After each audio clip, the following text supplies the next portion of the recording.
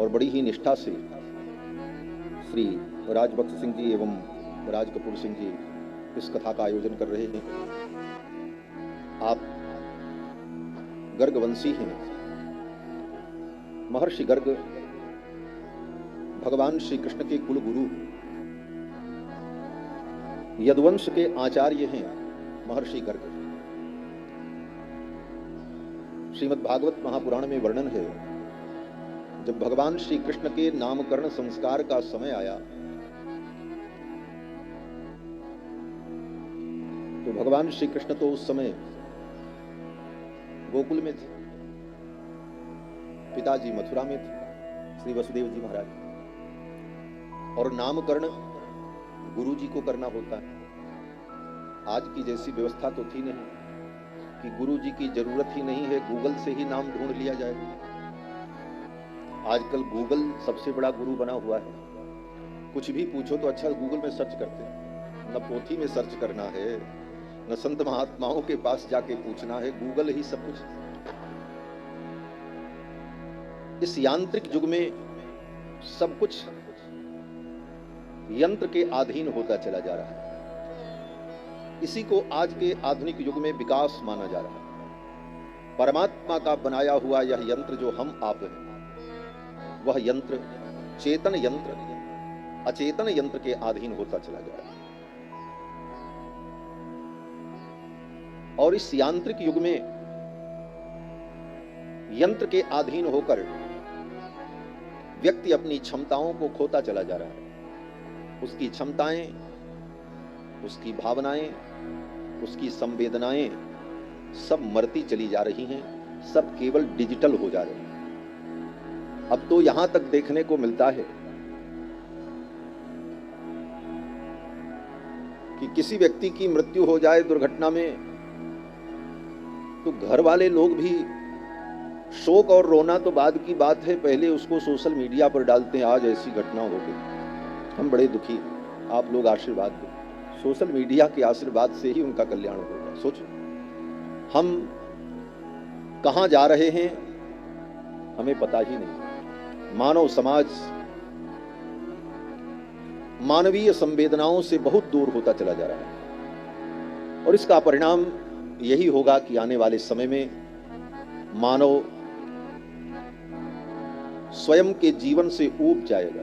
यह जीवन उसका नीरस हो जाएगा, क्योंकि सब कुछ यांत्रिक और सब कुछ सिस्टम में जो हो जाएगा तो उसका परिणाम यही होगा कि मनुष्य की भावनाएं मर जाएंगी और मनुष्य भावना प्रधान होकर के भी नीरस हो जाएगा। मैं निवेदन कर रहा था कि श्री गर्गाचार्य जी महाराज यदुकुल के पुरोहित हैं।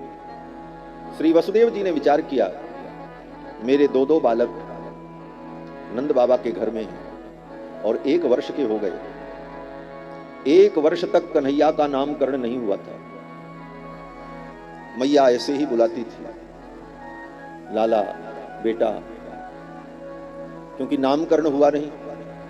यद्यपि नामकरण संस्कार जन्म के 12वें दिन ही होना चाहिए।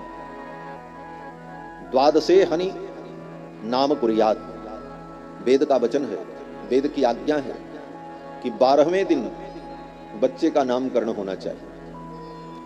श्री रामावतार में हमारी अयोध्या में तो दशरथ जी के 4 कुमार प्रकट हुए तो ठीक 12वें दिन श्री दशरथ जी महाराज ने गुरुदेव को बुलाकर चारों बच्चों का नामकरण कराया।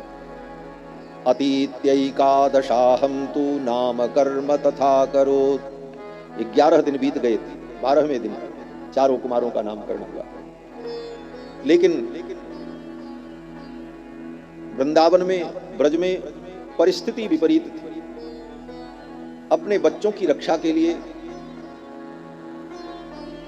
अपने मित्र नंद बाबा के घर में अपने दोनों बच्चों को भेज दिया था वसुदेव जी ने।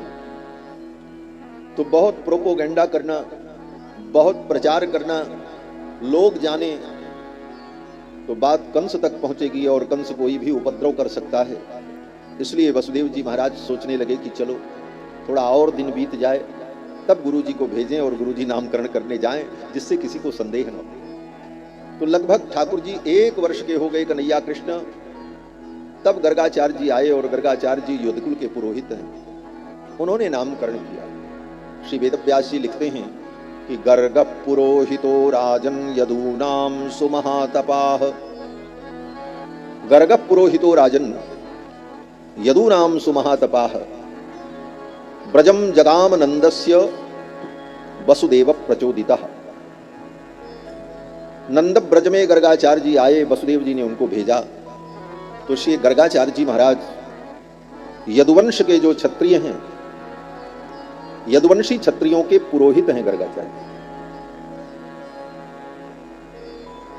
और हमारे यहां सनातन धर्म में सबके अपने अपने गोत्र होते हैं। आजकल लोग गोत्र और सरनेम छोड़ देना चाहते, जबकि वही हमारी पहचान है, वही हमारी वास्तविकता है। आज हम सनातन धर्म में पैदा होकर अपने वर्ण को, अपने गोत्र को और अपने सरनेम को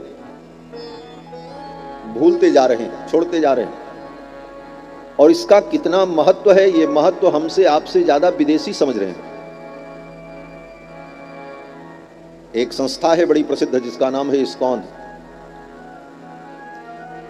और उस संस्था के सभी लोग, प्रमुख लोग विदेशी मूल के, और भारत के वर्णाश्रम धर्म की और यहां के शास्त्र की महिमा को जानकर वे लोग प्रभावित होकर कुछ अंश में सनातन धर्म की परंपरा को अपनाए हुए।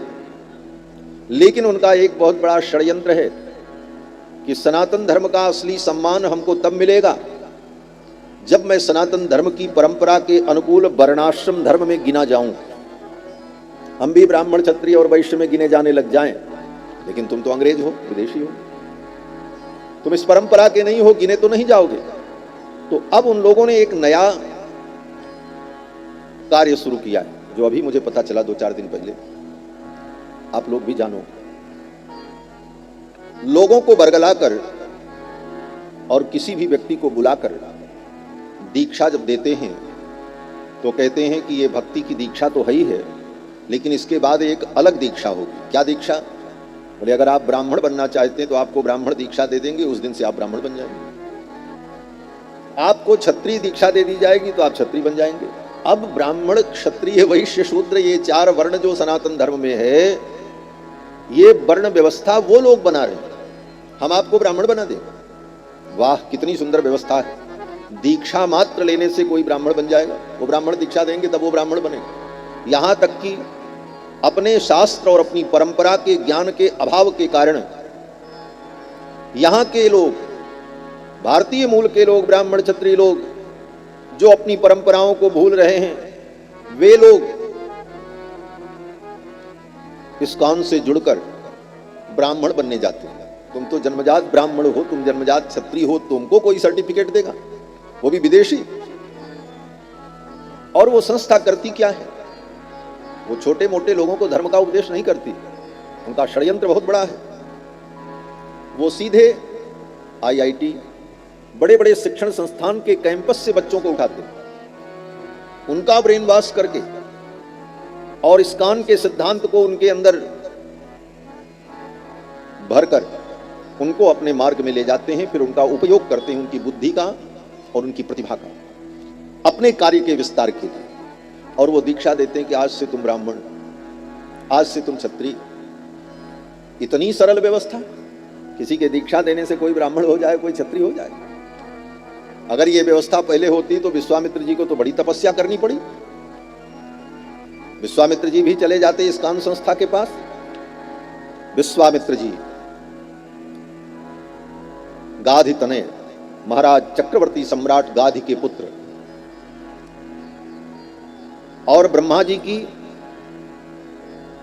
मात्र 4थी पीढ़ी में ब्रह्मा के पुत्र कौशिक और उनके पुत्र गाधि और गाधि के पुत्र विश्वामित्र। उन विश्वामित्र को ब्राह्मण बनने के लिए कई हजार वर्ष तपस्या करनी पड़ी।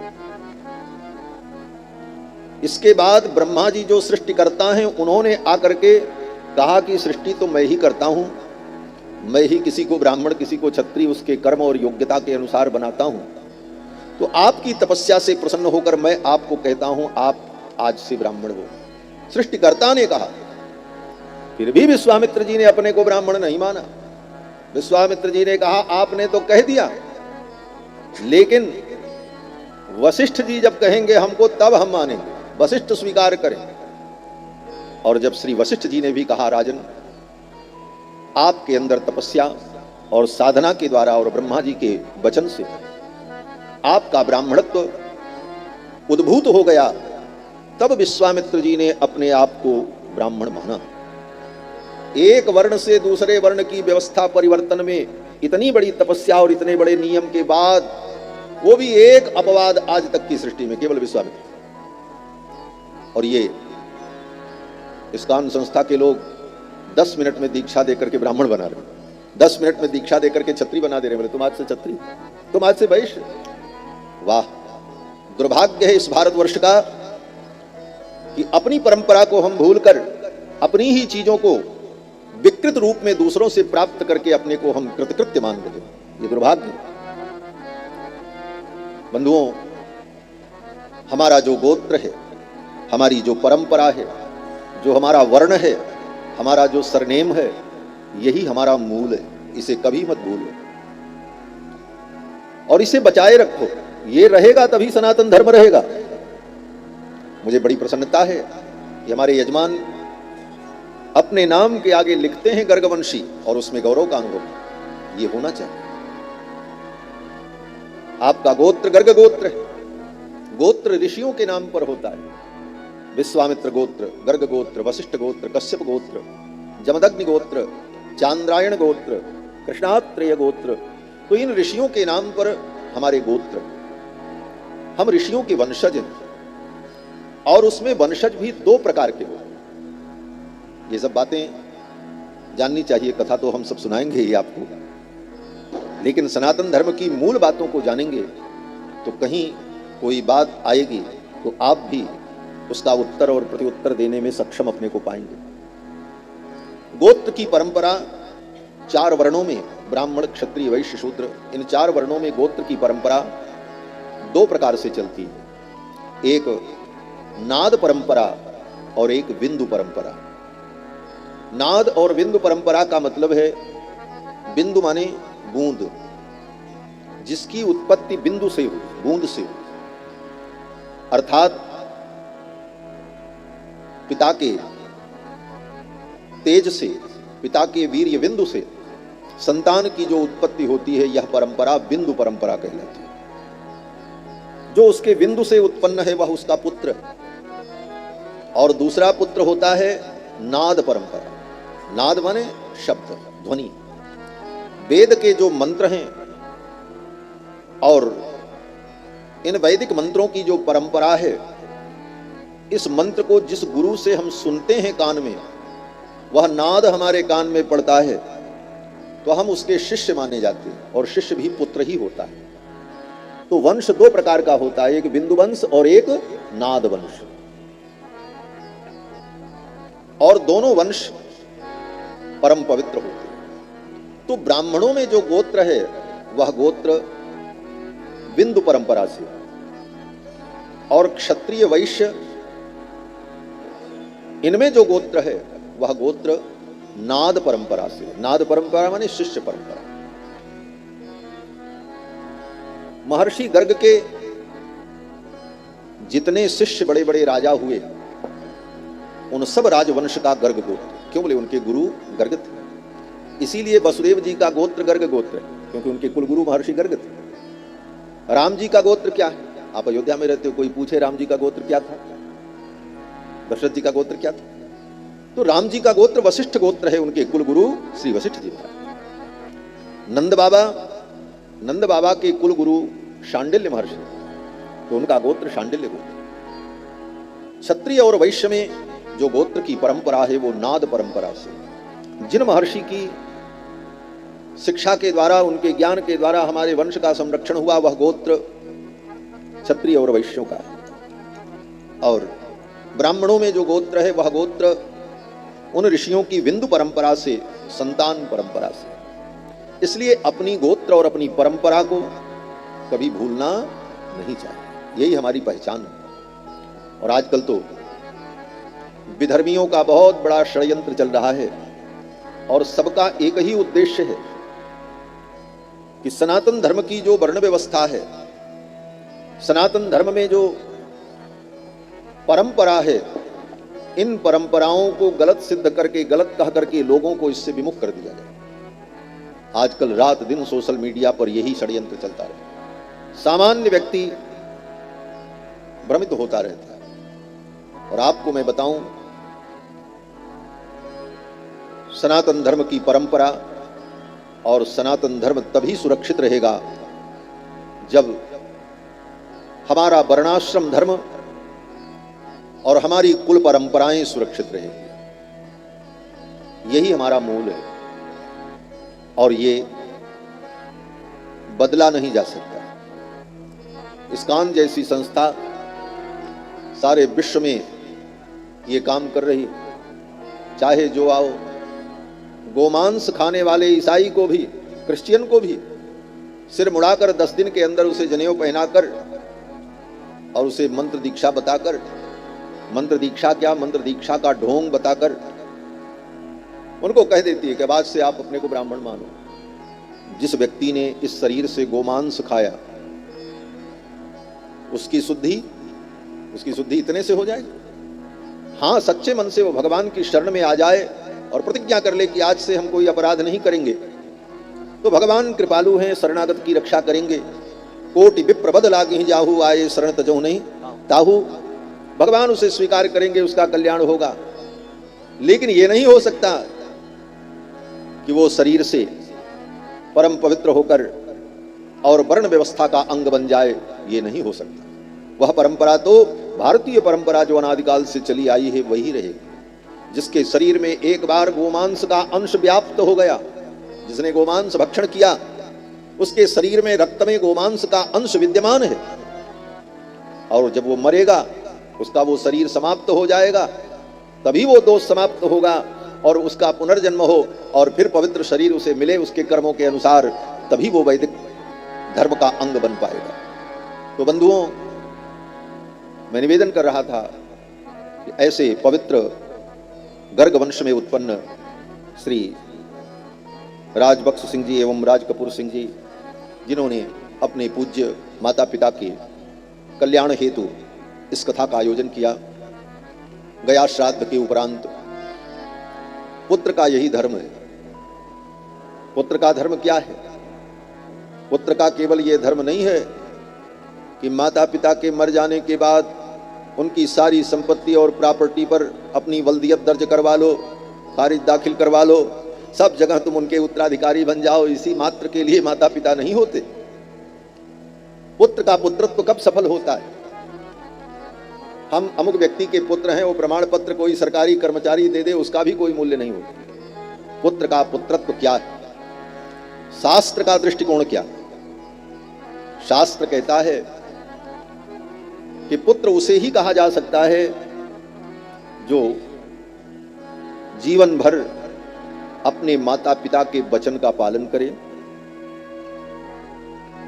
और उनके मर जाने पर उनके अंतिम संस्कार में, उनके श्राद्ध में कंजूसी छोड़कर मुक्त हस्त से उनके कल्याण के लिए दान, भोज, इन सारे कार्यों को करे और जीवन में एक बार कम से कम समय निकालकर गया में जाकर अपने उन पितरों के लिए पिंडदान करे।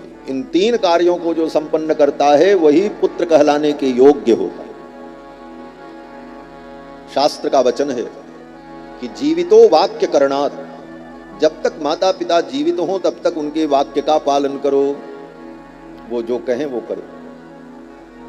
मातु पिता अरु प्रभु की वाणी, बिनहि विचार करिए सो जाए। यही धर्म है। मातु पिता अरु प्रभु की वाणी, मातु पिता अरु प्रभु की वाणी, बिनहि विचार करिए शुभ जानी, बिनहि विचार करिए शुभ जानी। बाणी मातु पिता अरु प्रभु की बाणी, मातु पिता अरु प्रभु की बाणी। माता पिता प्रभु गुरु इनके वचन का पालन करना यही सनातन धर्म है। राम जी ने यही तो करके दिखाया। राम जी का रामत्व क्या है? मां ने कह दिया 14 वर्ष इन्हें वन में जाना है, और पिताजी ने मौन होकर उस वचन को स्वीकार कर लिया क्योंकि वो वचनबद्ध थे। तो माता पिता की इस आज्ञा को मान करके राम जी वन में चले गए। एक बार भी राम जी ने यह नहीं कहा कि हमारी गलती क्या, कह सकते थे हमने कोई अपराध नहीं किया, और ये 14 वर्ष वनवास का दंड क्यों मुझे? लेकिन राम जी ने यह नहीं पूछा, बिना विचार। मातु पिता और प्रभु की वाणी बिना ही विचार, उस पर विचार ही नहीं करना, जो कह दिया तो कह दिया। यह निष्ठा ये राम जी ने करके दिखाया अपने चरित्र। इसीलिए राम जी का चरित्र आज भी अनुकरणीय है। यद्यपि कृष्ण भगवान का भी चरित्र परम पवित्र और मंगलमय है, हम लोग कृष्ण चरित्र सुनने के लिए ही बैठे हैं। तत्व की दृष्टि से जो राम है वही कृष्ण है, राम जी ही कृष्ण है। राम और कृष्ण में कोई अंतर नहीं। त्रेता में वो राम है, द्वापर में वही कृष्ण है, लेकिन चरित्र में अंतर है। राम जी का चरित्र अनुकरणीय है। राम जी ने जो किया वो हमको आपको करना चाहिए। और कृष्ण भगवान ने जो किया, बोले कृष्ण भगवान ने जो चरित्र शास्त्र सम्मत किया वह चरित्र तो करना चाहिए, लेकिन उसके अलावा जो कृष्ण ने किया है वो नहीं करना चाहिए। जब चरित्र की बात आती है तो हमारे ऋषि आचार्य जन कहते हैं रामादिवत वर्तितव्यम, राम जी ने जैसा आचरण किया है वो हमको आपको करना चाहिए। कृष्ण भगवान ने जो किया बोले वो सुन करके आनंद लेना चाहिए, करना नहीं चाहिए। कृष्ण भगवान तो चोरी करते। ब्रजे वसंतम नवनीत चौरम गोपांगनानां चतुकूल चौरम, वृंदावन में माखन चुराते, गोपियों के कपड़े चुरा लेते। अब कृष्ण भगवान के इस चरित्र का कोई अनुकरण करे, कोई जाए और किसी स्त्री का कपड़ा चुरा ले, इतने जूते पड़ेंगे महाराज, जेल की हवा खानी पड़ेगी। तो भगवान कृष्ण का चरित्र तो सुन करके आनंद ले। भगवान सर्वसमर्थ हैं, समर्थ को नहीं दोष गोसाई, रवि पावक सुरसरी की नाई। लेकिन राम जी का चरित्र तो सर्वथा अनुकरणीय है, और यही सनातन धर्म है। श्रीमद् भागवत महापुराण जो कि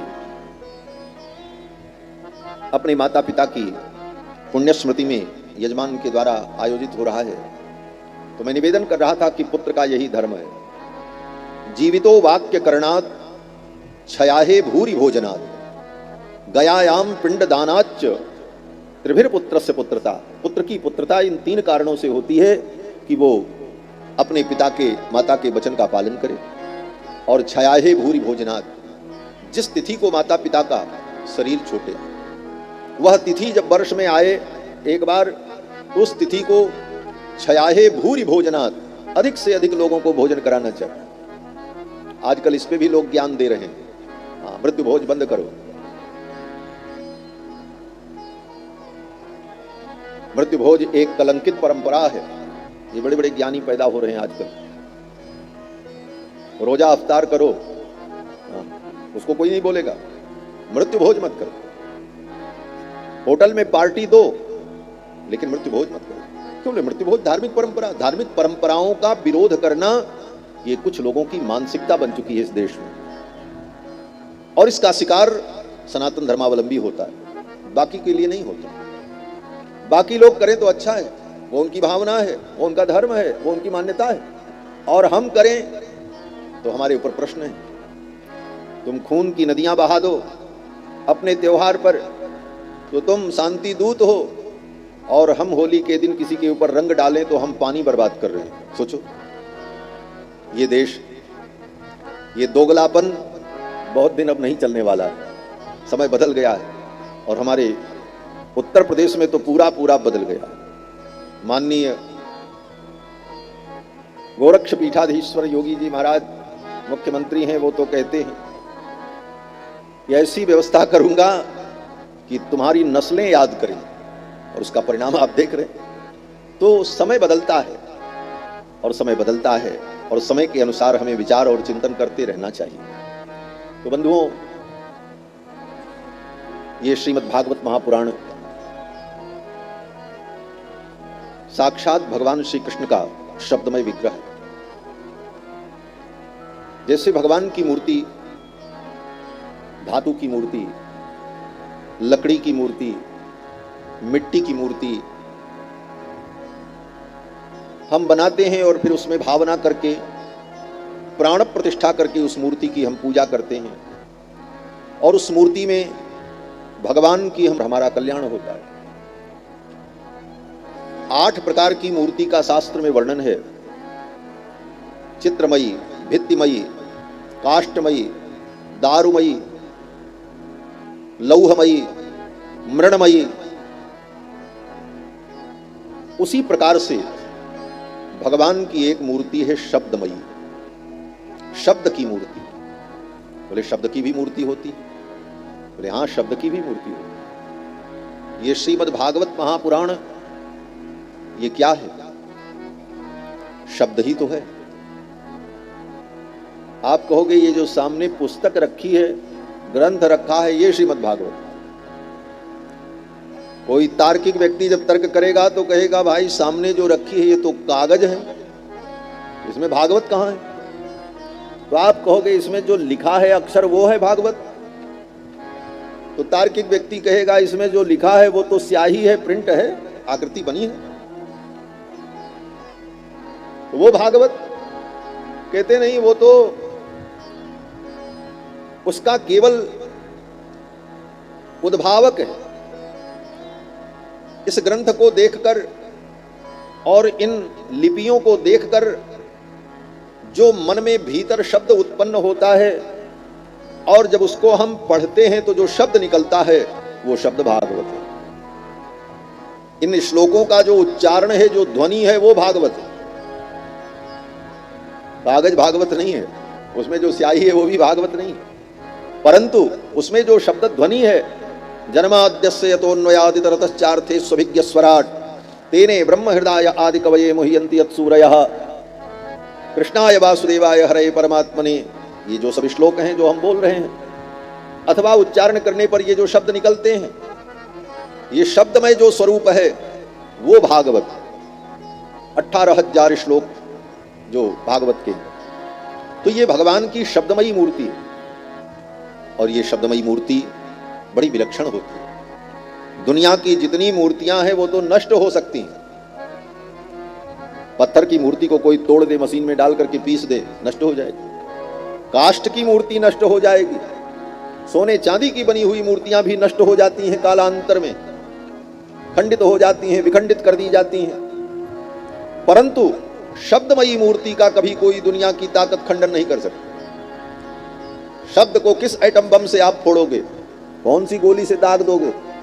हम कहते हैं कृष्णाय वासुदेवाय हरे परमात्मने प्रणत क्लेशनाशाय गोविंदाय नमो नमः। ये जो ध्वनि निकली, ये शब्द ब्रह्म, ये भगवान कृष्ण की मंगलमयी शब्दमयी मूर्ति। अब इस मूर्ति को तोड़ो, किस बम से फोड़ोगे इसको? दुनिया में कोई ऐसी वस्तु बनी नहीं है जो शब्द को नष्ट कर सके, क्योंकि शब्द नित्य होता है। शब्दो नित्य, शब्द नित्य है, वो कभी नष्ट होता ही नहीं। और जो चीज नष्ट नहीं होती वो नित्य होती है। इसीलिए हमारे यहां कहा गया शब्द बहुत संभाल करके बोलना चाहिए, क्योंकि जो तुम बोल दोगे वो नष्ट नहीं होगा। कागज पे लिख दोगे उसे मिटाया जा सकता है, पत्थर पे लिख दो मिटाया जा सकता है, लेकिन जो बोल दिया जाएगा उसे मिटाया नहीं जा सकता। आप कहोगे हम रिकॉर्डिंग डिलीट कर देंगे। बोले तुम अपने डिवाइस से उसे रिकॉर्डिंग को डिलीट कर सकते हो, लेकिन परमात्मा की जो रिकॉर्डिंग चल रही है उसमें तुम कैसे उसको डिलीट कर पाओ? परमात्मा की डिवाइस क्या है? बोले शब्द गुणकम आकाशम। ये महाआकाश जो है, इसी महाआकाश में जाकर के सारे शब्द सुरक्षित हो जाए। ये सारे शब्द जो हम आप बोल रहे हैं, चाहे अच्छे शब्द हो, बुरे शब्द हो, गाली हो, अपशब्द हो, सुशब्द हो, शुद्ध शब्द हो, वो सब शब्द कहाँ रहते हैं? बोले साहब इसी आकाश में तैरते रहते हैं, महाकाश में, वो कभी नष्ट नहीं होते। शब्द नित्य है। और इसी विज्ञान के आधार पर ये सब यंत्र बना हुआ है, आइक माइक मोबाइल ये जितनी हसीन मशीन है सब इसी के आधार पर बनी। जब इस सिद्धांत को वैज्ञानिकों ने जाना, भारतीय मूल के सिद्धांत को, कि शब्द नित्य है, तब वैज्ञानिकों ने विचार किया जब शब्द नित्य है तो उसको फिर से पकड़ा जा सकता है, वही शब्द को फिर लाया जा सकता है, 1000 वर्ष बाद भी लाया जा सकता है। और इस पर रिसर्च प्रारंभ हुआ और करते करते ये सारे यंत्र प्रकट हो गए। आज भी 50 साल पहले जिस किसी ने गाना गाया है उसकी रिकॉर्डिंग को आप यथावत आज भी सुन सकते हैं। वो शब्द विद्यमान है अंतरिक्ष। यंत्र उन शब्दों को खींच करके आपको सुना देता है। अभी तो इस विषय पर भी शोध चल रहा है कि आज के 5145 वर्ष पूर्व, लगभग कुछ 2-4 वर्ष आगे पीछे भी हो सकता है हमारी गणना में, 5145-48 वर्ष पूर्व इसी धरती पर साक्षात परब्रह्म परमात्मा भगवान श्याम सुंदर मदन मोहन श्री कृष्णचंद्र ने महाभारत के युद्ध में अर्जुन को गीता सुनाई। तो भगवान ने जब गीता सुनाई तो भगवान के मुख से वो शब्द निकले, अर्जुन ने सुना, तो वो शब्द भी आकाश में होंगे। आज वैज्ञानिक और बहुत सारी संस्थाएं इस पे रिसर्च कर रही हैं कि उन शब्दों को भी पकड़ा जाए कि भगवान कृष्ण की वाणी कहां है इस ब्रह्मांड। और आज नहीं कल अगर इसमें सफलता मिल गई तो वह भी शब्द हमको आपको सुनने को मिल जाएंगे।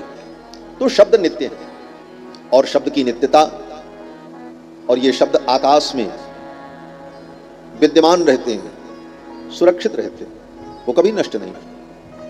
इसीलिए जब सबसे पहले वैज्ञानिकों ने रेडियो बनाया तो रेडियो के स्टेशन का नाम रखा गया आकाशवाणी। आकाशवाणी क्यों रखा? आकाशवाणी उसका नाम इसीलिए रखा गया कि आकाश में जो शब्द गए हैं उनको हम खींच करके फिर आप तक पहुंचा रहे हैं। है तो वाणी जिसके द्वारा उच्चरित उसकी, लेकिन रहती कहाँ है? बोले आकाश में, इसलिए आकाशवाणी।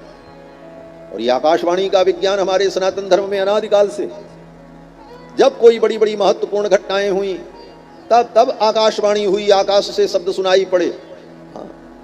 स्वयंभू मनु और शतरूपा ने नैमिषारण्य में जाकर के तप किया तो भगवान प्रसन्न हुए और वहां आकाशवाणी प्रकट हुई। आकाशवाणी में भगवान ने कहा, माग माग बर भई नभवानी। नभवानी माने आकाशवाणी। जब देवताओं ने भगवान की स्तुति की रावण के आतंक से त्रस्त होकर कि धरा के भार को प्रभु आप दूर करो, हमारे दुख को दूर करो, तो देवताओं की प्रार्थना पर भी आकाशवाणी हुई। रामायण में क्या लिखा? गगन गिरा गंभीर भई हरन शोक संदेह।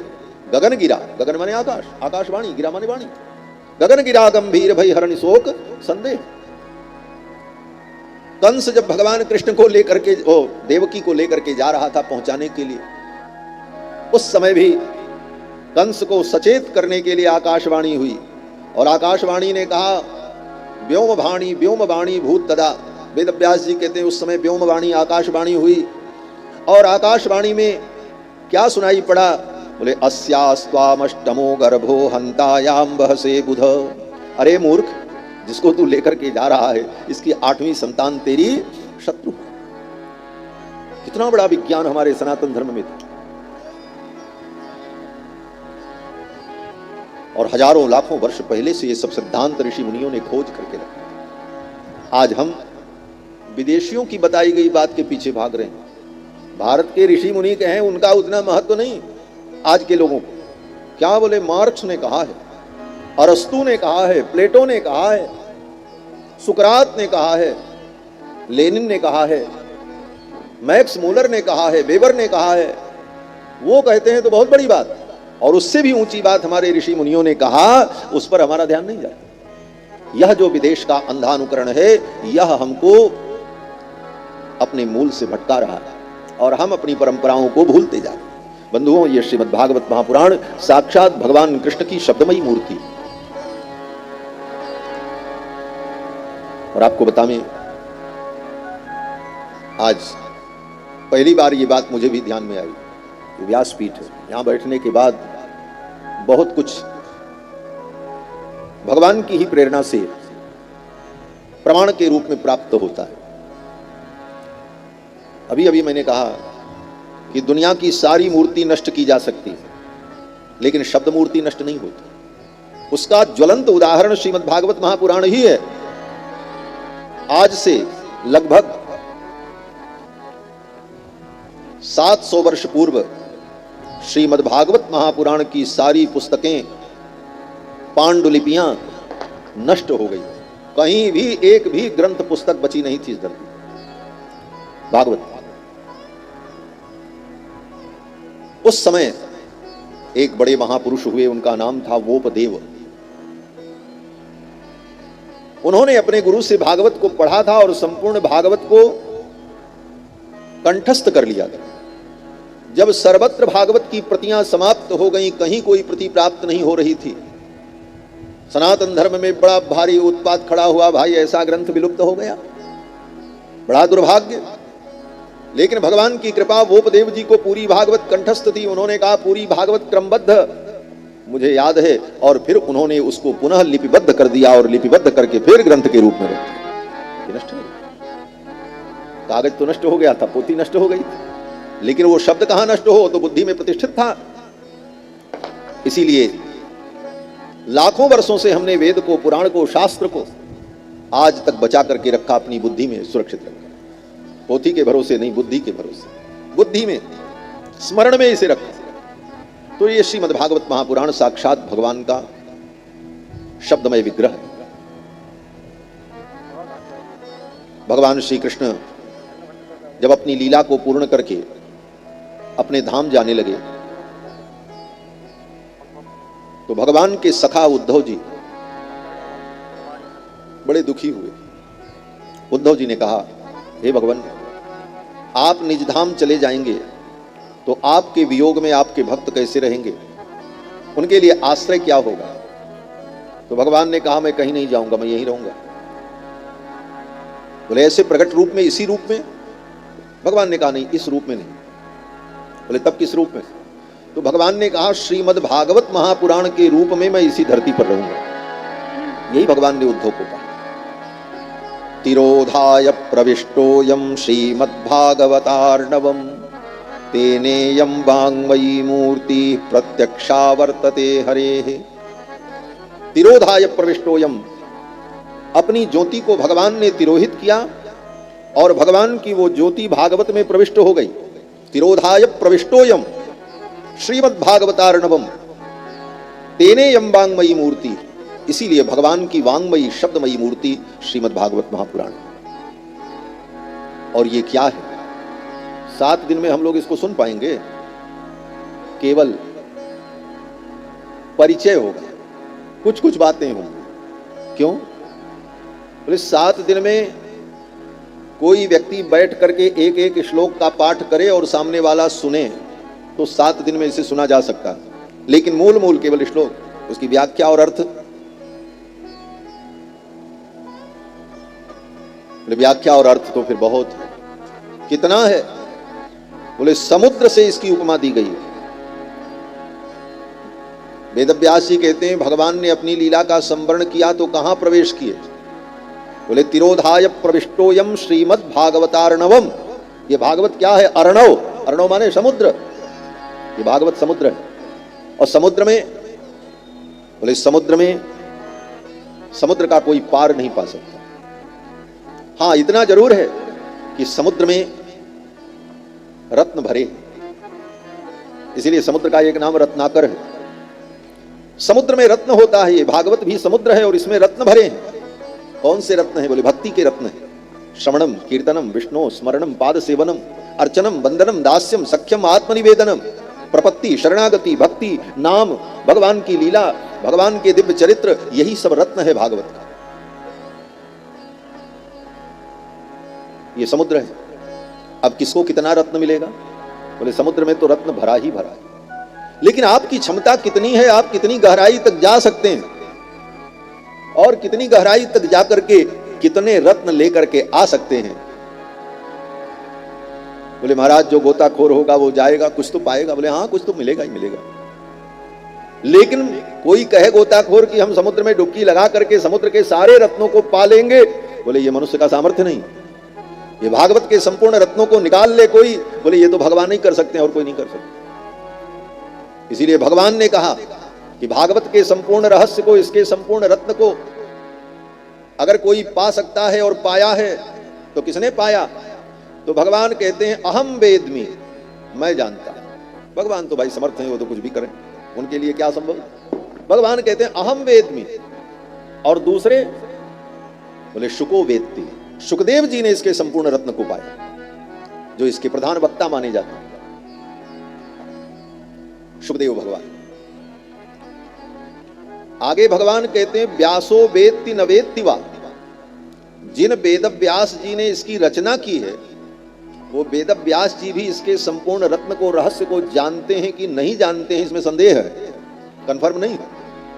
अहम वेद्मि सुको वेत्ति व्यासो वेत्ति वा न वा, ऐसा ये ग्रंथ है, समुद्र है। लेकिन जो जितना अंदर तक जाए वो उतना रत्न लेकर के आए। बोले महाराज जो गोताखोर है उसको तो कुछ दो चार मिलेगा भी, और जिसको तैरने नहीं आता वो क्या करे। बोले जो गोताखोर है, जो भीतर जाकर के बहुत देर तक उसमें अपनी सांस को रोक कर गहराई तक जाकर के कुछ पाए, बोले ये कला अगर नहीं है तो व्यक्ति समुद्र के किनारे भी बैठा रहेगा तो उसे समुद्र का रत्न कैसे मिलेगा। वो तो गोताखोर नहीं है, वो भीतर जा नहीं सकता, उसे रत्न मिले कैसे। तो कहते हैं देखो भाई, समुद्र बड़ा उदार है। अगर तुम समुद्र के अंदर गोता नहीं लगा सकते तो समुद्र के किनारे चुपचाप बैठ जाओ जाकर के। अगर समुद्र के किनारे बैठ गए तो समुद्र इतना उदार है कि अपनी लहरों से ला करके कुछ ना कुछ तो आपको दे ही देगा। समुद्र की लहरें आएंगी, नहीं कुछ मिलेगा तो मोती और सीप और शंख तो मिल ही जाएगा, इतना तो समुद्र उदारता पूर्वक दे देगा आपको। उसी प्रकार ये भागवत समुद्र है। इस समुद्र के तट पर चले आओ। भले इसमें डूबने की मति नहीं है, बुद्धि नहीं है, प्रतिभा नहीं है कि इसके अंदर हम प्रविष्ट होकर के इसके रत्नों को ढूंढ पाएं, तो कम से कम इसके तट पर श्रद्धा पूर्वक आकर के बैठ जाओ तो लहरें आएंगी और उन लहरों में कुछ न कुछ आपके काम लायक भी आपको मिल जाएगा। ये भागवत समुद्र है। 7 दिन में तो संपूर्ण रहस्य का वर्णन कोई कर नहीं सकता, फिर भी अपनी मति को और अपने आप को पवित्र करने के लिए हम लोग इसका चिंतन करते हैं, पाठ करके इसे पूरा कर देते हैं। ब्राह्मण लोग मूल मूल श्लोकों का पाठ कर देते हैं संकल्प पूर्वक, और उन मूल श्लोकों के पाठ से परम कल्याण होता है, जो वेद व्यास जी की वाणी है। बाकी अपने समझने और विचार के लिए हम लोग इसकी व्याख्या सुनते और सुनाते हैं। तो ये भागवत ग्रंथ साक्षात भगवान श्री कृष्ण का शब्दमय विग्रह है और ये समुद्र है। 7 दिनों में हम लोग कुछ हाथ पैर मारेंगे तो कुछ न कुछ तो हाथ लगेगा ही लगेगा, कुछ न कुछ अनुभव होगा। श्रीमद् भागवत महापुराण की महिमा, इसका महत्व 6 अध्याय में श्री वेद व्यास जी ने वर्णन किया है। पद्म पुराण में भागवत पुराण का महत्व पद्म पुराण में बताया। बोले भागवत में ही भागवत का महत्व बता देते, बोले भागवत में ही भागवत का महत्व अगर बता देते वेद व्यास जी तो लोग यही कहते भागवत अपने महत्व का वर्णन कर रही है। अपने महत्व का स्वयं वर्णन किया जाए तो यह उचित नहीं माना जाता, दूसरे लोग वर्णन करें तो उसका महत्व होता। तो भागवत का महत्व पद्म पुराण में वर्णन किया। पद्म पुराण डिंडिम घोष करके कहता है इस भागवत के महत्व को सुनो। ये भागवत क्या है? आप अपने मुंह से अपनी प्रशंसा करो तो लोग कहेंगे अरे ये तो अपनी बड़ाई कर रहे हैं, लेकिन वही बात कोई दूसरा जब कहता है तब व्यक्ति को लगता है नहीं, प्रामाणिक व्यक्ति ने कहा है इसका मतलब कि ये महत्व है। तो भागवत के महत्व को वेद व्यास जी ने पद्म पुराण में वर्णन किया 6 अध्याय में। और ये परंपरा है कि भागवत की कथा में सर्वप्रथम भागवत के महात्म्य को सुना जाता है कि इसकी महिमा क्या है। क्यों बोले महात्म्य को सुनने से श्रद्धा बढ़ती है, निष्ठा बढ़ती है। महात्म्य सुनने से रुचि पैदा होती है। दूसरे शब्दों में कहो तो जैसे आजकल कोई वस्तु होती है उसका एडवर्टाइजमेंट किया जाता है, उसका महत्व बताया जाता है, तो लोग कहते हैं इतना महत्व, लाओ इसको यूज करें, इसका उपयोग करें। लेकिन आज जो किसी वस्तु का जो महत्व बताया जाता है वो तो व्यापारिक दृष्टिकोण से बताया जाता है, लेकिन यहां जो भागवत का महत्व बताया है वेद व्यास जी ने वो तो यथार्थ है, वो यथार्थ है। और 6 अध्याय में वेद व्यास जी ने भागवत के महत्व का वर्णन किया। इसकी भूमिका यह है कि नैमिषारण्य में 88,000 शौनकादि मुनि एकत्रित हुए सत्संग करने के लिए।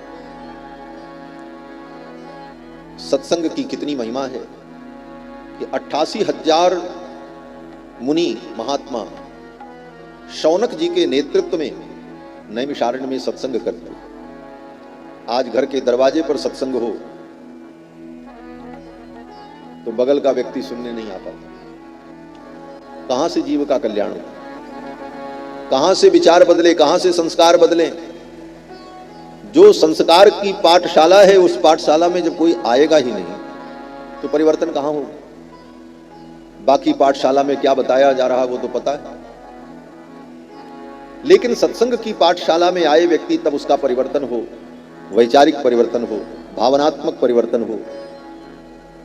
88,000 शौनकादि मुनि नैमिषारण्य में एकत्रित हुए दीर्घ काल तक सत्संग करने के। नैमिषारण्य एक पवित्र तीर्थ है, सीतापुर जनपद में गोमती नदी के तट पर। ये भारतवर्ष तो तीर्थमय है, संपूर्ण भारत ही तीर्थ है।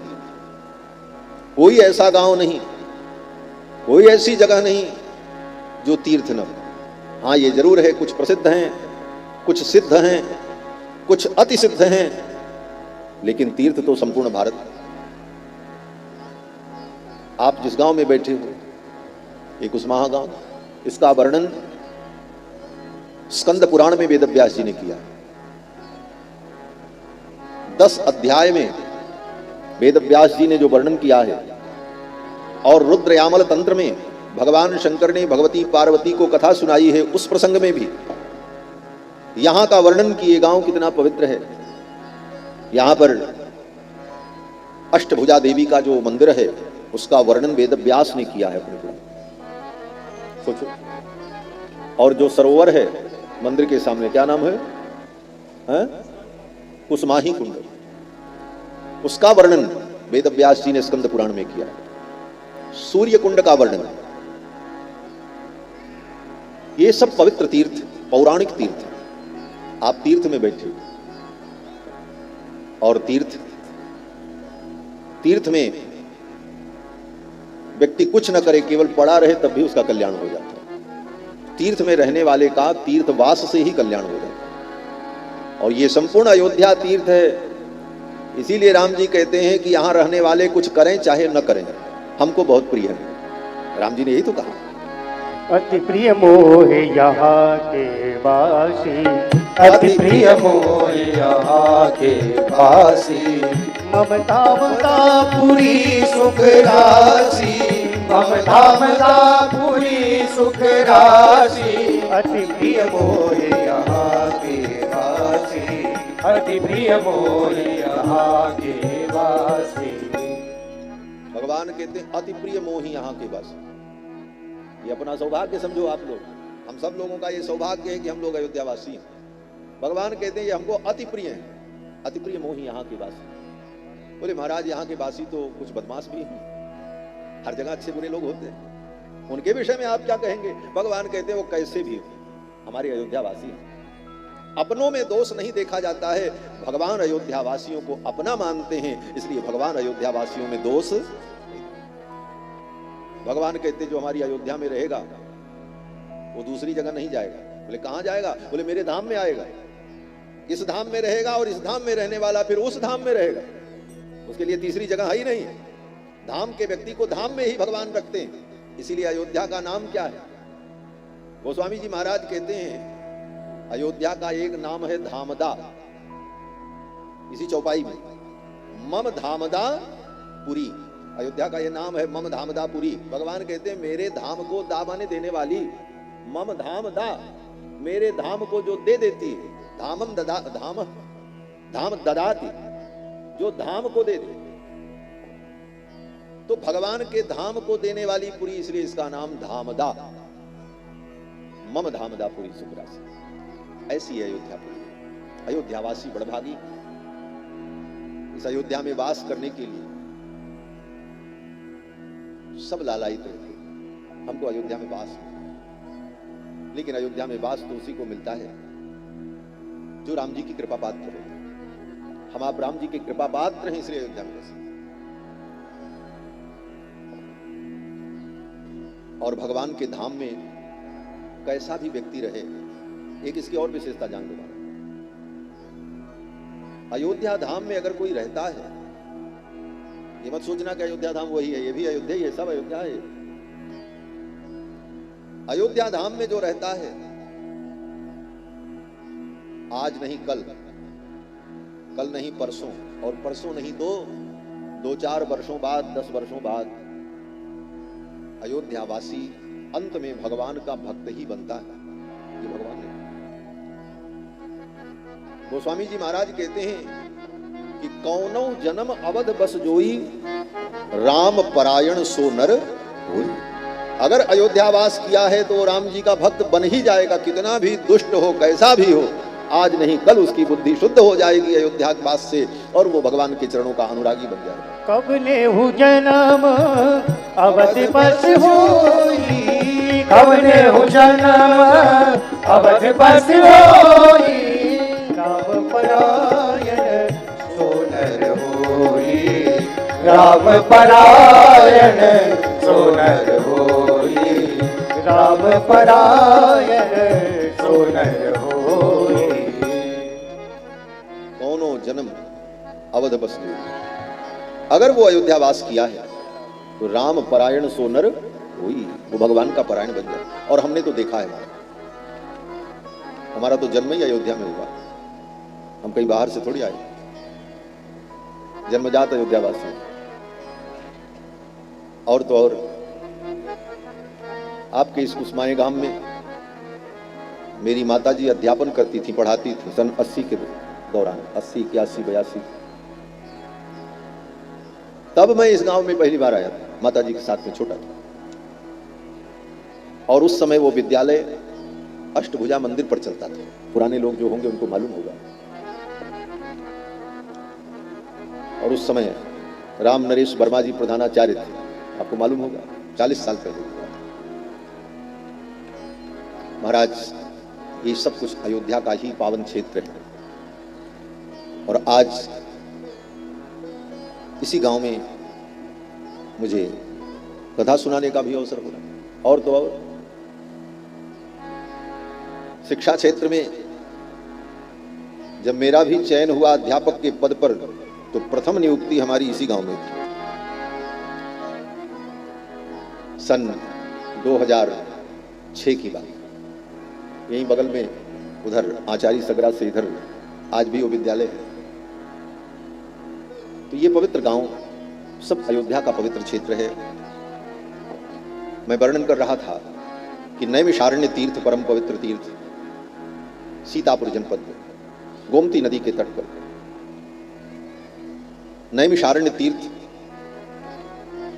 कथा का क्षेत्र है। जितनी कथा नैमिषारण्य में हुई, उतनी कथा धरती पर कहीं नहीं हुई। एक विशेषता, आप पुराणों को पढ़ो, सभी पुराणों की कथा सूत जी ने नैमिषारण्य में मुनियों को सुनाई, सब कथा। रामायण की कथा भी सूत जी महाराज ने शौनकादि मुनियों को नैमिषारण्य में सुनाई। कुश और लव, राम जी के पुत्र, जब रामायण सुनाते हैं तो कहां सुनाते हैं? नैमिषारण्य में। उस समय राम जी का अश्वमेध यज्ञ हो रहा था नैमिषारण्य में, और वहीं पर राम जी के अश्वमेध यज्ञ में बड़े बड़े ऋषि मुनि पधारे थे, और उसी में वाल्मीकि जी कुश और लव को लेकर के आए, और वहीं पर कुश और लव ने राम कथा सुनाई। और उसी राम कथा के अंत में सीता जी आई, वाल्मीकि जी उनको लेकर के आए, और फिर सीता जी ने प्रतिज्ञा की कि मेरा प्रेम रघुनाथ जी के चरणों में हो तो इस सत्य के प्रभाव से ये धरती फट जाए, मैं पृथ्वी में प्रवेश कर जाऊं। तो वहीं नैमिषारण्य में वो धरती फट गई और सीता जी वहीं भूमि में प्रवेश कर गई। इसीलिए आज भी उस जनपद का नाम सीतापुर है। सीतापुर इसीलिए कहा जाता है उस जनपद। बाद में लोगों ने, आजकल तो कुछ भी हो जाता है, आजकल तो प्रयाग के पास में कोई जगह है, वहां बताते हैं सीतामढ़ी, सीता जी ने यहां प्रवेश किया था भूप में, लेकिन वो प्रामाणिक नहीं। श्रीमद् वाल्मीकि रामायण के अनुसार सीता जी का भूप्रवेश जो हुआ वो नैमिषारण्य में हुआ। वाल्मीकि रामायण के उत्तरकांड में विस्तार से वर्णन किया है महर्षि वाल्मीकि ने। तो नैमिषारण्य की वो पावन धरती परम पवित्र तीर्थ है। वहां पर बड़े बड़े मुनियों ने खूब सत्संग किया। 88,000 शौनकादि मुनि एकत्रित हुए और सूत जी के चरणों में प्रणाम किया।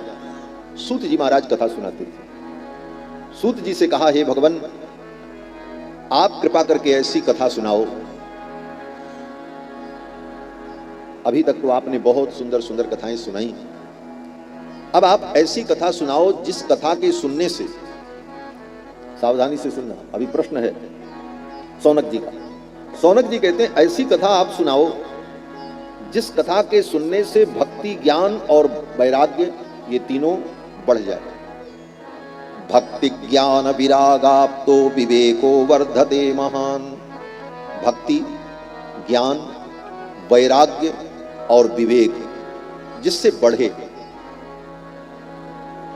भक्ति, ज्ञान, वैराग्य और विवेक।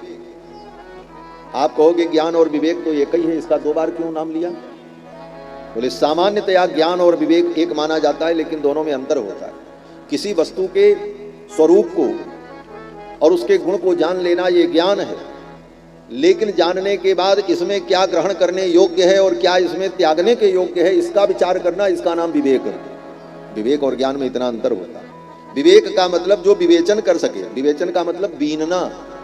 ये जो हिंदी में शब्द आता है गेहूं बीन दिया, चावल बीन दिया, तो उसमें जो खराब चीज है उसको निकाल देना और अच्छी चीज को कर लेना, इसका नाम जो विवेचन है, इसी को विवेचना कहा जाता है। विवेचन माने उसको बीनना।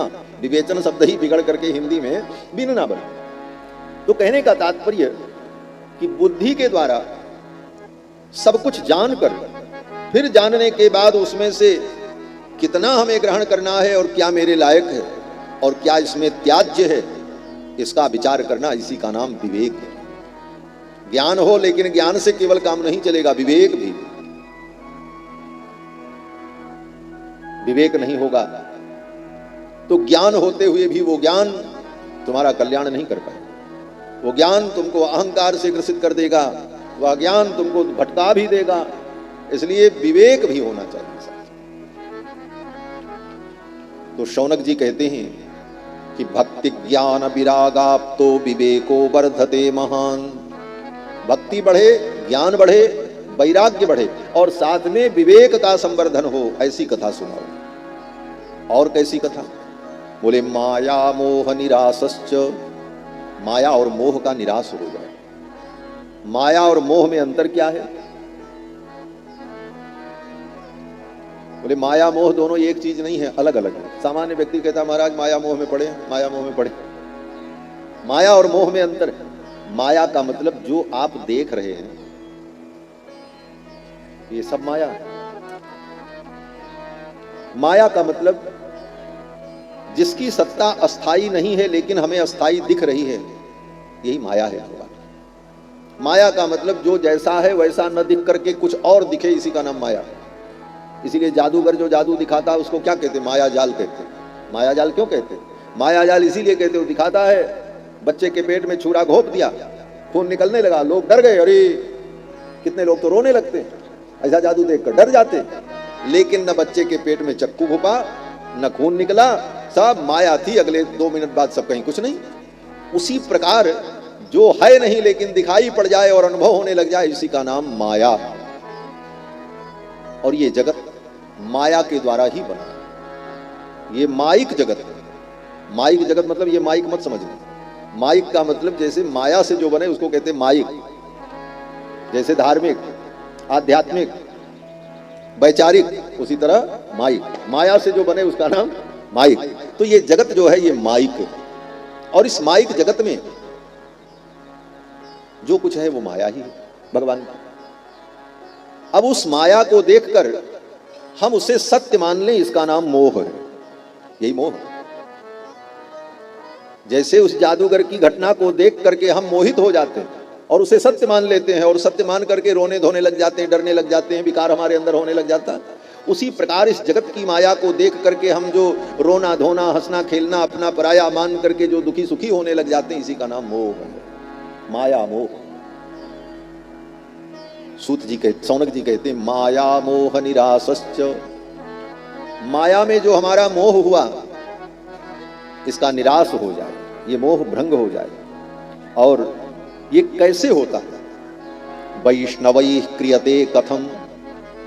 वैष्णव माने भगवान के भक्त। जो भगवान के भक्त होते हैं उनको वैष्णव कहा जाता है। जिसके आराध्य भगवान विष्णु हो उसको वैष्णव कहते हैं। और भगवान विष्णु ही राम है, वही राम है। विष्णु भगवान ही राम रूप में प्रकट हुए। आयुध भुजचारी भूषण बनमाला नयन विशाला शोभा सिंधु करारी। और वही विष्णु कृष्ण के रूप में प्रकट हुए। एस नारायण श्रीमान क्षीरार्णव निकेतनो नागपर्यंकमुत्सृज्य ह्यागतो मथुरामपुरी। तो भगवान विष्णु ही राम के रूप में प्रकट हुए, भगवान विष्णु ही कृष्ण के रूप में प्रकट हुए, भगवान विष्णु ही नरसिंह के रूप में प्रकट हुए। इसलिए राम जी की उपासना करने वाला, कृष्ण भगवान की उपासना करने वाला, नरसिंह भगवान की भक्ति करने वाला, ये सभी लोग वैष्णव हैं। वैष्णव का मतलब जो भगवान के भक्त, भगवान विष्णु के उपासक। तो वैष्णव लोग माया मोह से कैसे बचते हैं, ये प्रश्न किया शौनक जी। माया मोह निरासश्च वैष्णवैः क्रियते कथम। ये उपाय आपने बताया। फिर शौनक जी ने कहा, हे भगवान ऐसी कथा सुनाओ कि इस कलयुग में जो लोग कलयुग के प्रभाव से आसुरी स्वभाव के हो गए, उनका स्वभाव असुरों जैसा हो गया, उनकी शुद्धि कैसे, उनका स्वभाव कैसे बदले। ऐसी कथा सुनाओ जिसको सुनकर के स्वभाव बदल जाए। फिर कहते हैं शौनक जी महाराज ऐसी कथा आप सुनाओ कि जिसके सुनने से भगवान कृष्ण हमको मिल जाए। कृष्ण प्राप्ति करम सस्वत साधनम तद्बदाधुना। ऐसी कथा आप सुनाओ जिस कथा से, जिस साधन से भगवान कृष्ण हमको मिल जाए। और आप ही ऐसा कर सकते हो। क्यों? बोले आपके अंदर वो ज्ञान है। शौनक जी ने कहा स्वर्ग की चिंतामणि मिल जाए तो वो चिंतामणि चिंतित पदार्थ दे सकती है। स्वर्ग में कहते हैं एक मणि होती है जिसका नाम है चिंतामणि। उसकी विशेषता क्या होती है? बोले चिंतामणि को हाथ में लेकर चिंतन करो कि हमको अमुक वस्तु मिल जाए तो वस्तु तुरंत मिल जाएगी। उसका नाम ही चिंतामणि। ऐसी दुर्लभ वस्तु स्वर्ग में है। और स्वर्ग में एक और ऐसी ही वस्तु है जिसका नाम है कल्प वृक्ष। कल्प वृक्ष के नीचे जाकर जो कल्पना करो वो कल्पना पूर्ण हो जाए। स्वर्ग में ऐसी एक और वस्तु है जिसका नाम है कामधेनु। कामधेनु के पास चले जाओ तो जो कामना करो सब कामना पूरी हो जाए। तो कामधेनु, चिंतामणि, कल्प वृक्ष, ये चिंता को, कामना को, कल्पना को पूर्ण कर दो। लेकिन इसकी भी एक सीमा है। क्या सीमा है? स्वर्ग की चिंतामणि, स्वर्ग का कल्प वृक्ष भले चिंतित पदार्थ दे देता है, लेकिन कल्प वृक्ष और चिंतामणि के पास जाकर के कहो कि हमको वैकुंठ प्रदान कर दो तो चिंतामणि और कल्प वृक्ष वैकुंठ नहीं दे सकता। चिंतामणि और कल्प वृक्ष से कहो हमको भगवान कृष्ण का दर्शन करा दो तो कल्प वृक्ष और चिंतामणि भगवान का दर्शन नहीं करा सकते। कल्प वृक्ष और चिंतामणि से कहो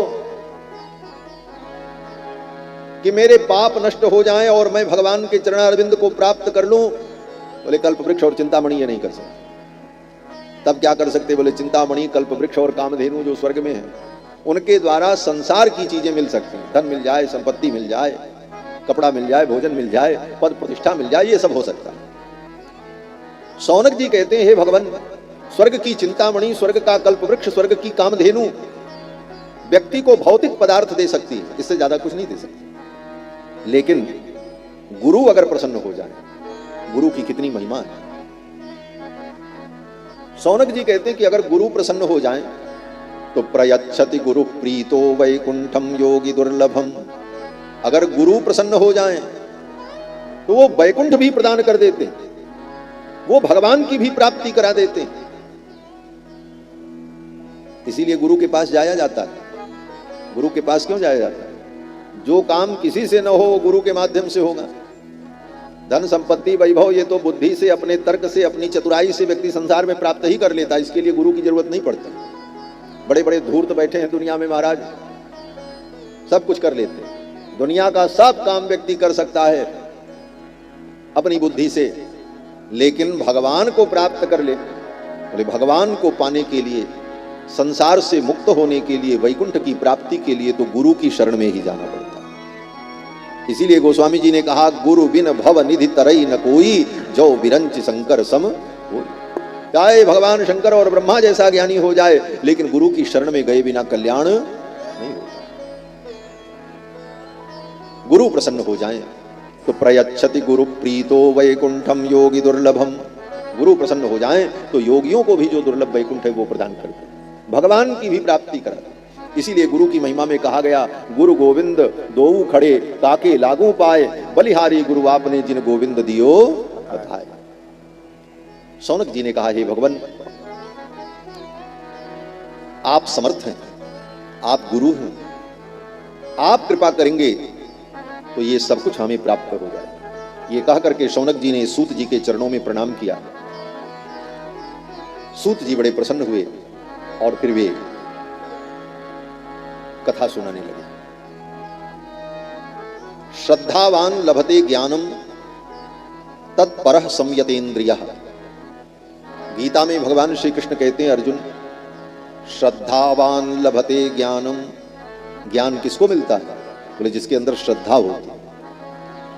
ये नहीं भगवान ने कहा धनवान लभते ज्ञानम, जिसके पास बहुत धन होगा वो ज्ञान प्राप्त कर लेगा। विद्वान लभते ज्ञानम ये भी नहीं कहा कोई बहुत बड़ा विद्वान होगा तो उसे ज्ञान मिल जाएगा, कोई बहुत बड़ा पद प्रतिष्ठित होगा उसको ज्ञान मिलेगा, ये नहीं कहा भगवान कृष्ण ने। भगवान कृष्ण का वाक्य कितना सटीक और संक्षिप्त होते हुए कितना महत्वपूर्ण है। गोविंद कृष्ण कहते हैं, अर्जुन, श्रद्धावान लभते ज्ञानम। जो श्रद्धावान होगा उसको ज्ञान मिलेगा। किसमें श्रद्धा हो? बोले शास्त्र में और गुरु में। शास्त्र और गुरु में श्रद्धा हो, उसी को ज्ञान प्राप्त होता है। श्रद्धावान लभते ज्ञानम तत्परः संयतेन्द्रियः। तो कहने का तात्पर्य कि गुरु में और शास्त्र में और गुरु की वाणी में श्रद्धा हो तभी ज्ञान प्राप्त हो। शौनक जी की इतनी श्रद्धा सूत जी में, बोले महाराज आपकी वाणी से हमारा कल्याण होगा, और चरणों में बैठ गए। इस श्रद्धा को देखकर सूत जी महाराज कथा सुनाने लगे।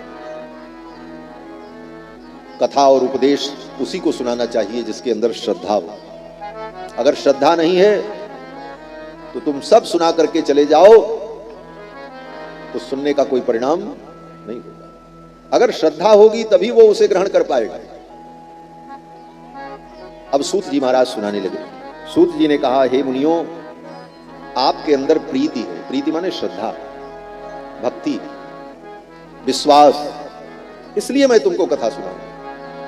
और हे मुनियों, ये जो भागवत की कथा है ये क्या है? बोले ये मन को पवित्र करने वाली है।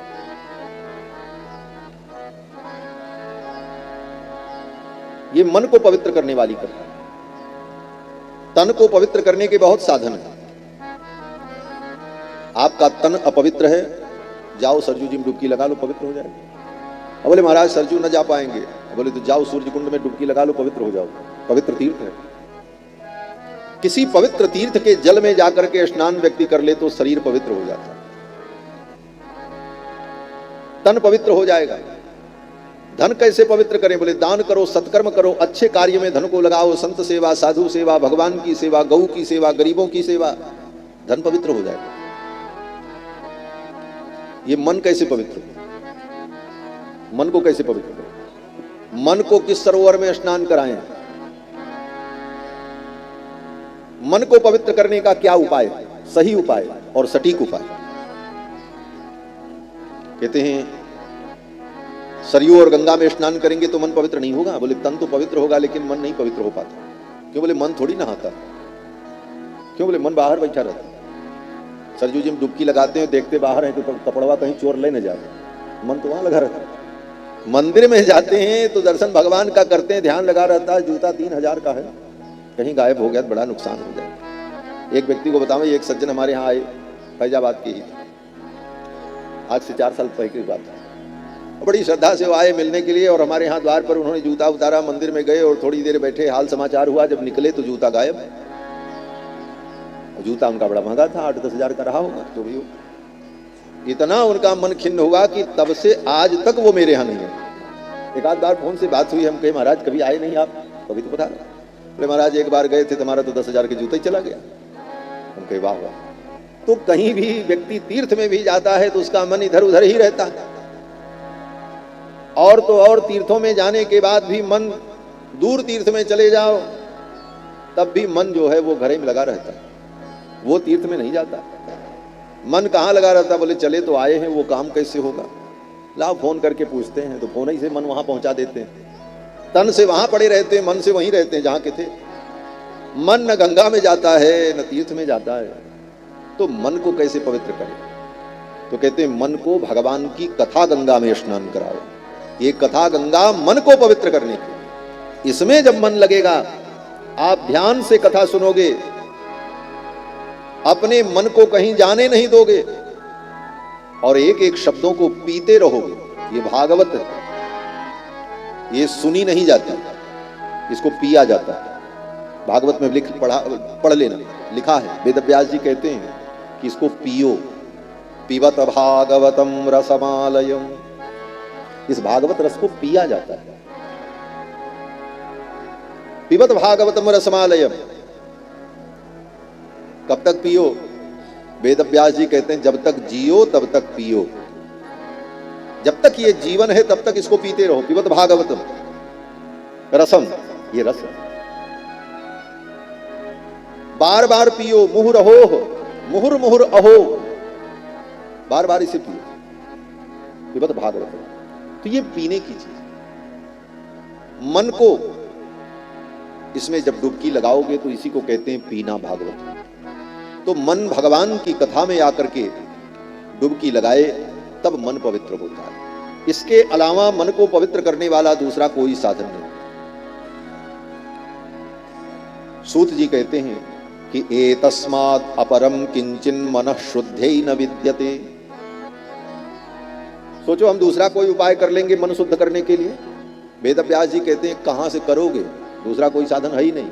एतस्माद् अपरम किंचिन मनः शुद्धै न विद्यते, मन को शुद्ध करने के लिए दूसरा कोई साधन है ही नहीं। एक ही साधन है, वो क्या है? बोले भगवान की कथा।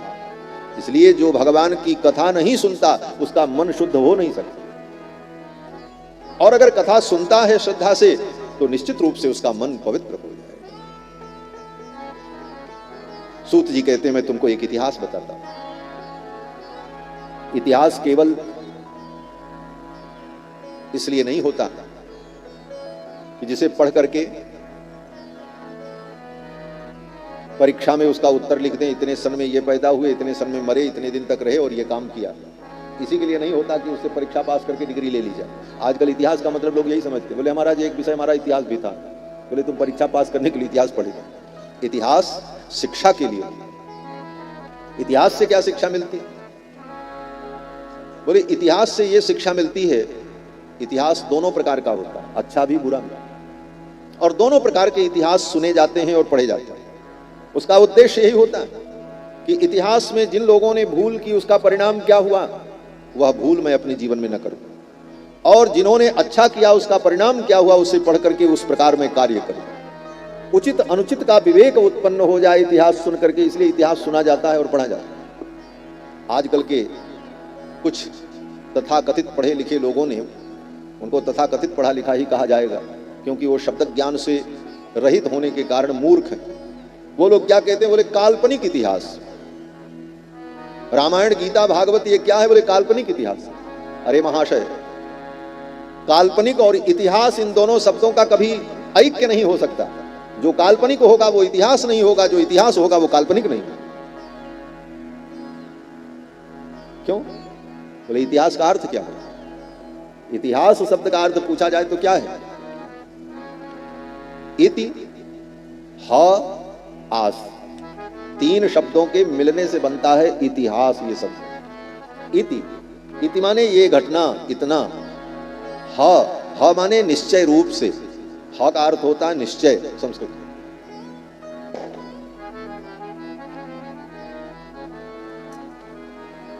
तो इति माने इतना, ये घटना। ह माने निश्चय रूप से, आस, आस माने हुई। जो घटना निश्चित रूप से हुई है उसका नाम इतिहास होता है, जो सत्य घटना है। इसलिए इतिहास कभी काल्पनिक नहीं होता। इन मूर्खों ने, आजकल के लोगों ने इतिहास के आगे इस शब्द को जोड़ करके स्कूल में पढ़ा देते, बोले काल्पनिक इतिहास। काल्पनिक इतिहास कहां से होगा? हाँ, केवल काल्पनिक कहो तो हम मान लेंगे कि भाई चलो काल्पनिक वस्तुएं संसार में होती, बहुत कुछ काल्पनिक होता, लेकिन इतिहास अगर है तो काल्पनिक नहीं हो सकता, और काल्पनिक है तो इतिहास नहीं हो सकता। इतिहास का मतलब होता है सत्य घटना।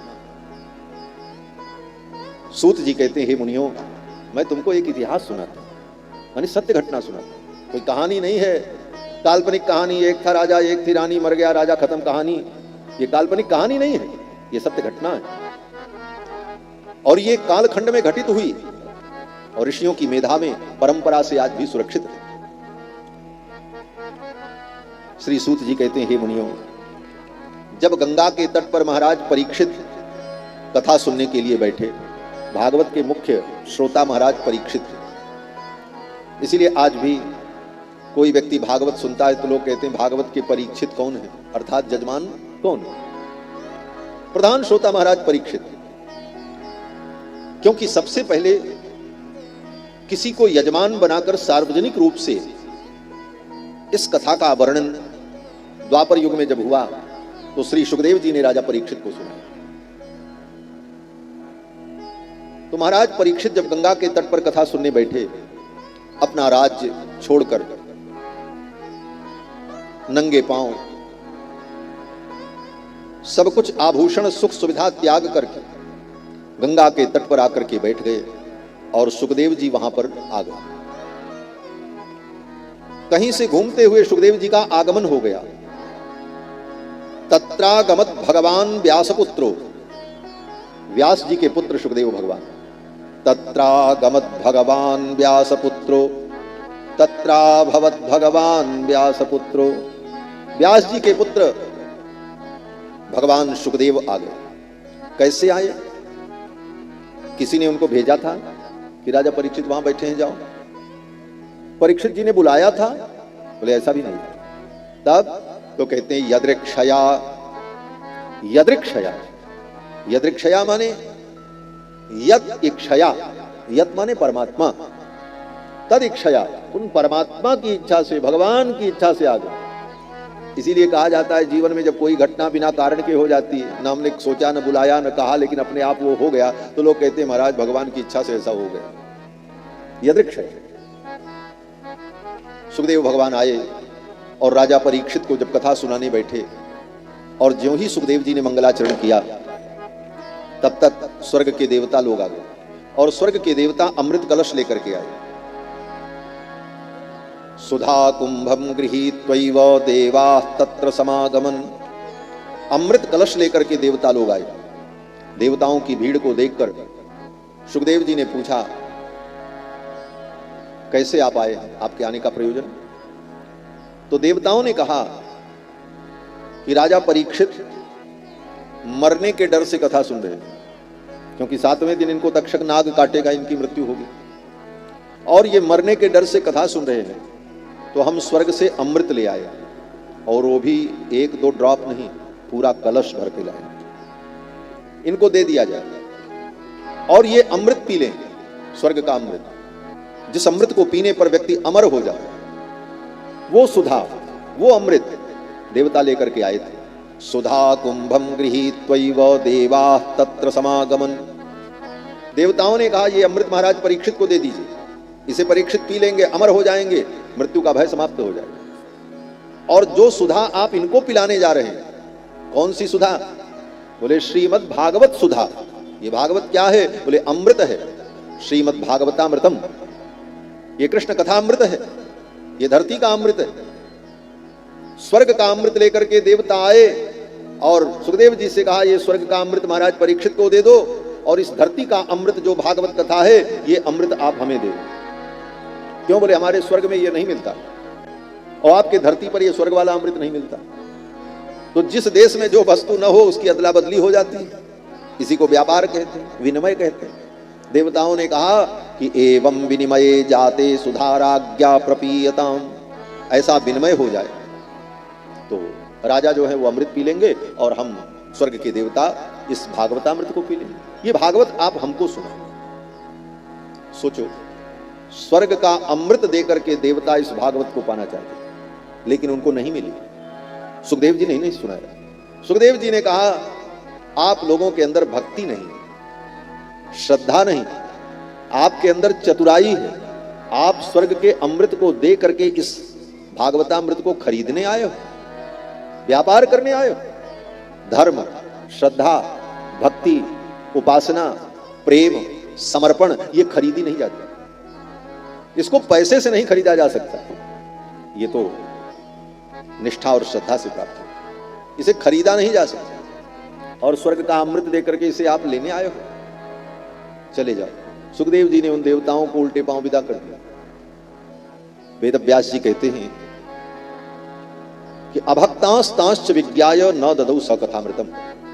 उन देवताओं को अभक्त समझा, ये भक्त नहीं है, इनके अंदर प्रेम नहीं, ये तो चतुर लोग हैं, ये भक्त नहीं है। प्रेमी के अंदर चतुरता नहीं होती। चालाक व्यक्ति कभी प्रेमी और भक्त नहीं बन पाता। जो प्रेमी होता, भक्त होता है, वो बेचारा बार बार धोखा ही खाता रहता है, क्योंकि चालाकी उसके अंदर नहीं होती। और जो चालाक होते हैं, शातिर होते हैं, वो नहीं धोखा खाते। तो प्रेमी जो होता है, जो भक्त होता है, उसके अंदर चालाकी और चतुराई नहीं होती, इसीलिए वही धोखे का शिकार होता है। बंधुओं, सुखदेव जी ने कहा कि ये देवता बड़े चतुर हैं। और चतुर होता कौन है? बोले जो स्वार्थी होता है, क्योंकि स्वार्थ के लिए व्यक्ति चतुरता करता है। और जब स्वार्थी व्यक्तियों की लिस्ट बनाई गोस्वामी तुलसीदास जी ने, तो सबसे पहले देवताओं का नाम लिया।